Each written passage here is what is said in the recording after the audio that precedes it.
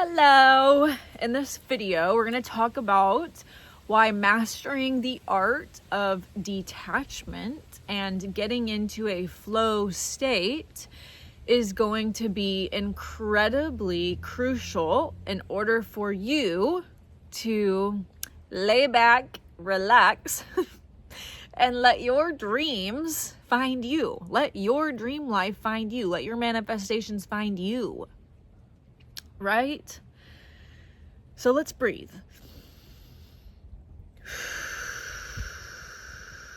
Take a deep breath in. And all the way out. All the way in.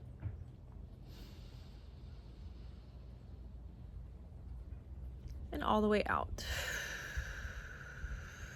Now, this is a topic that is talked about a lot, at least from my side of the internet. And it's because it's the most crucial part of manifesting your dream life, of creating your dream life, of bringing it in. Okay? In my last video at the beginning, I was talking about how when you're seeking outside of yourself for your higher self, you're in resistance to actually finding your higher self. You're watering the seed of separation, and so therefore there's a larger gap between you and the thing that you want. So, learning to detach from the outcome is easier when your outcome is more of a feeling state rather than a specific item that you're trying to manifest, right? We can all say, oh, I want to manifest a big house. I want to manifest $100,000, right? We can have our lists of things we want to manifest, and that's fine. I'm not shitting on you for that. That's awesome. If that's what you want to do, great. But there's always going to be that attachment to the end result of it needing to come in the form of $20,000, of it needing to come in the form of a big house. Whereas if you just get down to the root of the feeling you want to feel by receiving these things, and then choosing to manifest that feeling state instead, such as freedom, such as abundance, such as joy, travel, whatever. That's not a feeling state. That would be freedom for me. Traveling would be freedom. So you want to get down to the emotion behind, the feeling state behind the things you're trying to manifest, and it makes it way easier to detach from the outcome because you no longer have an end result in mind other than a feeling state. So if you're manifesting more peace, if you're manifesting more abundance, I love the wind. I'm cozy today with my blanket. You're more capable of then detaching by dropping down into your heart, dropping down into the present moment and getting into a flow state and just allowing whatever arises to arise. Right? Because you no longer have like a prize at the finish line. You now have like a feeling state that you can access in this moment right here, right now. Right here, right now, you have access to freedom. Right here, right now, you have access to abundance. Right here, right now, you have access to joy. Right here, right now, you have access to unconditional love. These are all things that you have access to because you can give them to yourself within. And once you have that breakthrough, that all of these feeling states, all of these manifestations that you're trying to get to are simply just things that you can access within yourself by choosing yourself, by choosing this present moment right here, right now, by surrendering to this present moment, even if this exact moment doesn't look like what you want to create in your life, surrendering to that fact and anchoring yourself and grounding yourself into the moment anyways, and perhaps sitting with yourself in that feeling of disappointment, sitting with yourself in that feeling of envy, sitting with yourself in that feeling of guilt or shame or judgment, whatever it is that's arising in this present moment because you feel as if you don't have what it is you think you want, sitting with the emotions that arise is how you surrender to and actually gain access to these feeling states, right? When we're constantly running from the envy that we feel within by reaching external and trying to grab things that other people have, and they look like they have it all, so I want what they have, so I'm going to try and manifest a Lamborghini or whatever. You're fueling yourself with envy. You're fueling yourself with this materialistic thing that you think is going to give you this feeling state of abundance or this feeling state of freedom.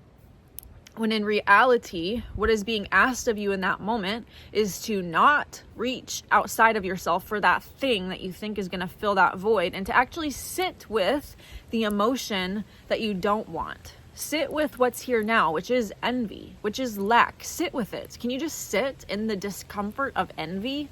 Can you sit in the discomfort of lack and just allow yourself to be in it for as long as you need? So that you're not suppressing and denying these things that are within you, that are reflecting back to you more things to be envious about, more things to feel lack about. Instead, when you sit with it and you shine a light on it by comforting yourself as you go through these feeling states, you're dissolving it. Anything that you bring your conscious awareness to dissolves within a matter of minutes if you're not getting stuck up in your head. If you're getting lost in the stories and the thoughts and the judgments and the rules you've created, that feeling state is going to be around longer. But when you can choose to surrender all of the stories, surrender what you think you know, surrender your beliefs, surrender everything that is of the mind, and drop down into your heart and be with what is here now, and just comfort yourself. Comfort that version of yourself that feels envious. Comfort that version of yourself that feels lack. Comfort that version of yourself that feels separation. And in doing so, you're shining your awareness, you're shining the light of God onto it, and it disperses because it's not true. These feeling states are not rooted in the truth of God, and so therefore they are illusions. And so when you are able to sit with them and feel and comfort yourself as you feel, drop out of the mind and into the heart, these things disperse within minutes, right? And they may arise again tomorrow. Okay, you're in a flow state. You don't mind. You're in a flow state now. You've surrendered to the present moment, so you comfort yourself until you don't need comfort anymore. The emotion disperses, and then you go on to the next thing, right? And so if you can surrender to the flow of life rather than feeling like you're fighting an uphill battle, rather than feeling like you're fighting a losing battle, if you can just surrender to what is arising within you right here, right now, and comfort yourself as you feel it, it instantly takes the power of that away. It instantly dissolves and vanishes whatever it was that had arisen within you. But as soon as you reach outside of yourself to try and make that feeling go away, you're actually just watering the seed of that thing. When you reach external because a feeling of envy comes up, and you reach external to try and fix the feeling of envy, you're actually watering the seed of envy, so it's just going to grow. Whereas when you go within and you drop into your heart space and you water the seed of your higher self, you water the seed of your heart, you water the seed of the truth of God, which is that envy is an illusion. Envy is an illusion of the mind trying to pull you out of the truth of who you are. When you can drop into that space and illuminate the envy, it instantly vanishes. When you shine the truth of God onto something that is false, it instantly vanishes. It cannot live in the light, right? But you must be brave enough to face the thing first rather than trying to fix it by reaching external because it seems to be not as painful or whatever the reason is.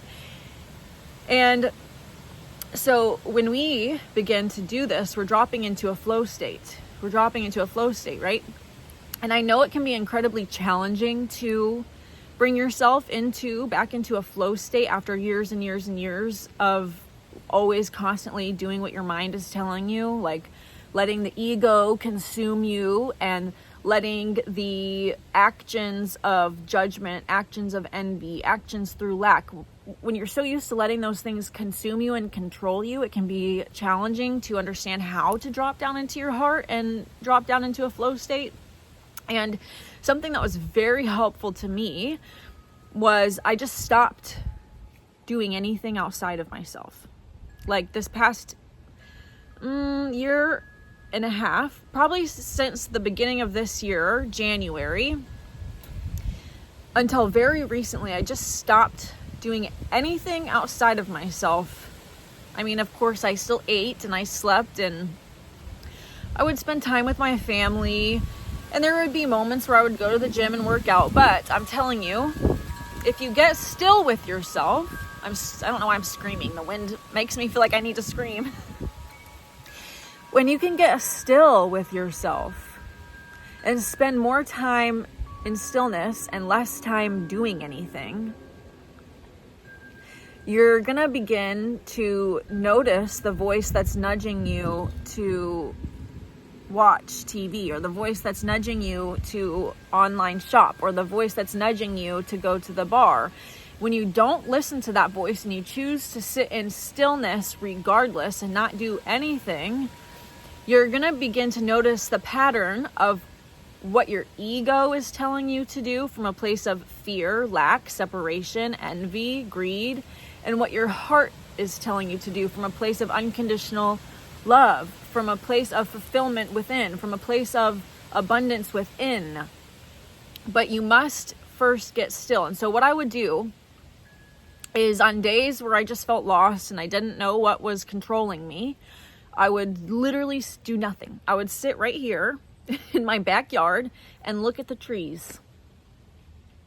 That's literally all I would do all day. I would get my work done, go to the gym, train my people, eat when I needed to eat, go to the bathroom when I needed to go to the bathroom. But other than that, I would literally just sit in my backyard and watch the trees and just try to get so still and so quiet with myself. And there were moments when it was incredibly uncomfortable and I wanted to do something. I felt restless and I felt irritable and I wanted to go for drinks. I wanted to go to the gym. And every once in a while, you know, we're not perfect. I would go, whatever. I'll just go to the gym. I have to get this energy out of me or whatever. But the more days that you can spend in that state of stillness, not doing anything, the louder the two voices are going to get, and it's going to become very clear to you which voice is being ruled by fear. It's the voice that makes you feel gross and makes you feel anxious and makes you feel uncomfortable. And what voice is coming from a place of love? It's going to make you feel expanded. It's going to make you feel excited and lit up and excited for life. So I'm telling you, if you're confused right now, get quiet. Turn it all off. Not just social media, but like stop going out with friends for a little while. Stop watching so much TV. Spend more time by yourself, listening to yourself. And you're going to begin to notice which voice is which. And it's going to get very clear to you what seed you want to continue to water. Do you want to water the seed that makes you feel like you want to crawl out of your skin and like you feel gross and small and like everything is terrible? Or do you want to water the seed that makes you feel expanded and beautiful and abundant and free? But first you have to decipher between the two voices. So if you're confused, that's what I would say. Get into more stillness with yourself and it will become very clear. But yeah. A flow state is just dropping down into your heart and no longer living life from your head and just going with what next comes naturally to you. taking a nap, baking cookies, recording a YouTube video, painting, going for a walk, going to the gym, watching a movie. It doesn't matter what you do as long as it feels like it's the next best thing to your heart. Excitement, expanded, joyful, abundant. So that's what I have to say today. And I will say, after my 21-day higher self-activation integration challenge, which I'll have the link below, we are going to sit in stillness a lot. We'll do guided meditations, but we will also be sitting in stillness a lot, getting to know the two voices. And so if this is something you wish to gain clarity on, or something that you need kind of like a, what's it called? Somebody to do it with you so that you are held, an accountability type of deal. If you feel like you need to be held accountable by something, join this, because this is what we're going to be doing. We're going to be learning how not only to decipher between the voice of our mind and the voice of our heart, but then how to integrate this heart-based consciousness into our daily lives, learning how to live from a space of compassion and love, and learning how to anchor the presence of heaven on earth into our reality, because that's what we're doing when we're doing this work.